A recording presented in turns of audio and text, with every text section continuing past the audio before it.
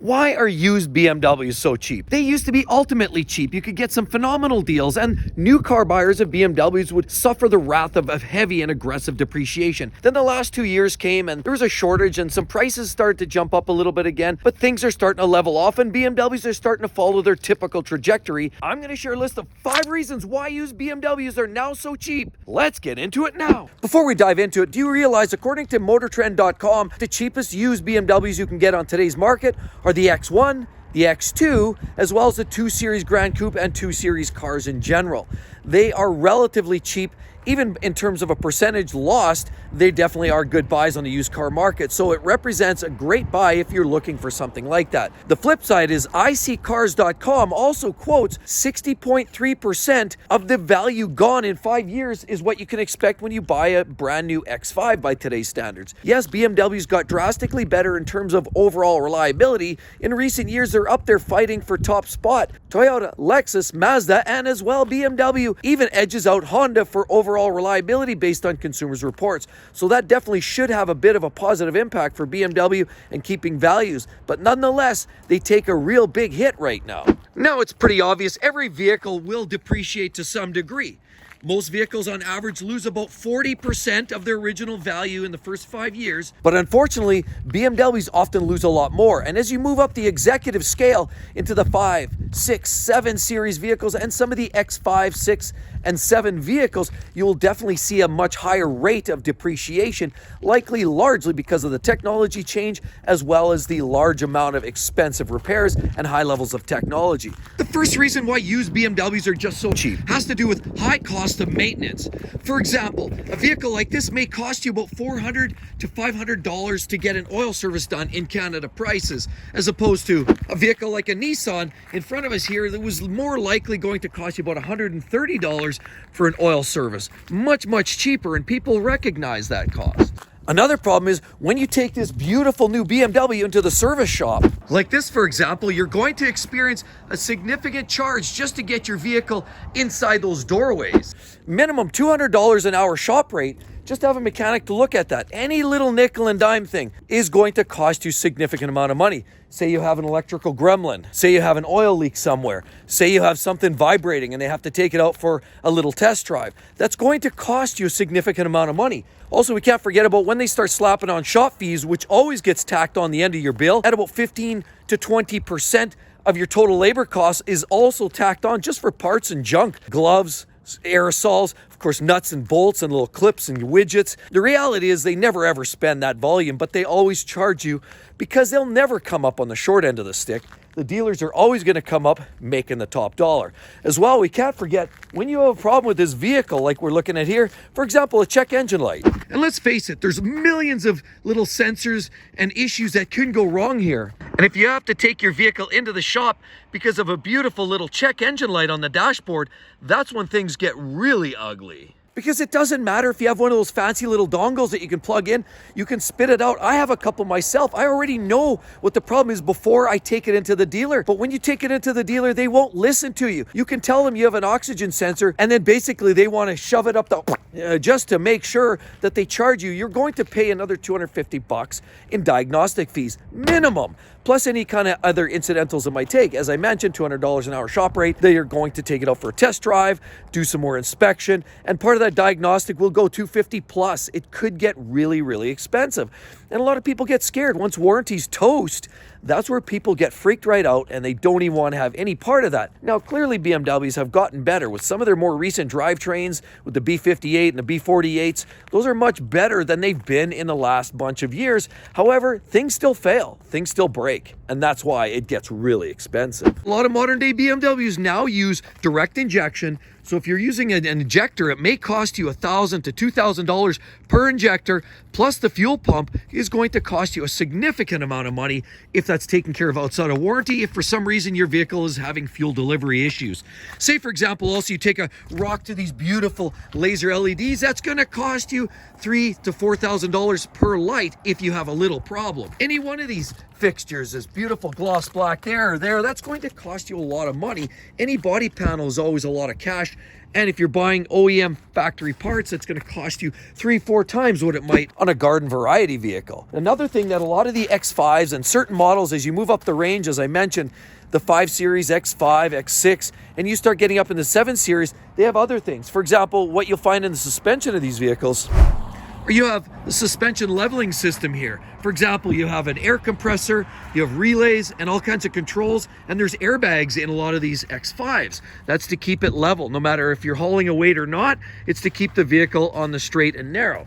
Now, those airbags are problematic at least and a real expense at most. You're going to expect to pay thousands of dollars if you come out one day and you find this vehicle sitting on its back end because all of a sudden the air let out of one of the airbags, and now you find yourself taken out to the equivalent of a brand new Kia. They can cost you a lot of money. Do a set of airbags as well as possibly a compressor because you let the leak run too long and now the air compressor and relays are burnt out. You may find yourself with a really sizable bill. There's also a huge amount of different modules and technology buried in a lot of these modern day BMWs. And again, as they get older, they start to age, they start wearing out. They're going to cost money. Not only that, think about some of the interesting suspension parts you can expect on here. Some of the suspension parts, A-arms, aluminum parts, very expensive, high quality parts, sure, big bucks. Brakes, what do we look at here? Cross-drilled ventilated brakes, that's big money.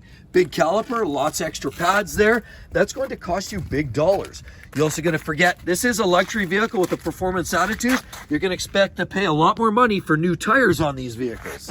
So while most people buy these because they love the way they drive, the performance attitudes, if you're not really prepared to dole out thousands of dollars to keep these things on the road after 5 years, that's where people start getting scared. If people are scared, you're likely going to see prices nosedive because people don't want to get tagged to high expenses. The second reason why used BMWs are so cheap is because the new car market, they're prioritizing and incentivizing your option to buy brand new. Yes, even in this last couple of years, prices have gone up. We've seen escalating bank interest rates, but either way, that impacts everybody, new and used. Whether you're taking your purchase out based at the new car dealer or you're buying your car through a loan from the bank, you're always going to have to borrow money. The point is, a lot of the new car manufacturers are incentivizing, making it more interesting to buy new because they're creating interest rates that are slightly better than what you're often getting at the bank. You look at that and you say, okay, I can get a new car for 6.99% as opposed to the bank saying I have to pay 8.99%. And if it's a vehicle that's relatively late model, you might work it out and it might actually work out in your favor, even with the difference in price and depreciation, to actually buy the new car if you think you're going to run the loan till the full term. It may actually be in your incentive and your best interest to buy that new car at the lower interest rate than buying the slightly used one with a much higher interest rate through the bank and through your personal lender. So that's why, and some of these manufacturers are highly incentivizing your opportunity to buy a brand new car. The next reason why BMWs are often so cheap on the used car market has to do with the way they're building them these days. And really, I like to use the term plastic fantastic. And really, when you look at some of these older BMWs, for example, this is from a generation where you have a naturally aspirated straight six engine, fairly dependable, no turbos, no extra heat. Then you move into this generation, same thing. We have a naturally aspirated 4-liter V8 engine, has its own issues, but the plastic factor isn't so much the issue until you get into this next generation where all of a sudden they start adding turbochargers, turbos to a 4-cylinder, turbos to a 6-cylinder. And then what you have is turbocharging the heat that it creates, melting of adjacent plastics. And they're putting plastics in places that they shouldn't have. They're using electric water pumps that have plastic housing, so those melt down. They don't last very long. They're only good for about 60, 70,000 miles. Then you got to replace that. All your cooling lines have snap together fittings with plastic ends. Those melt down and they start to leak.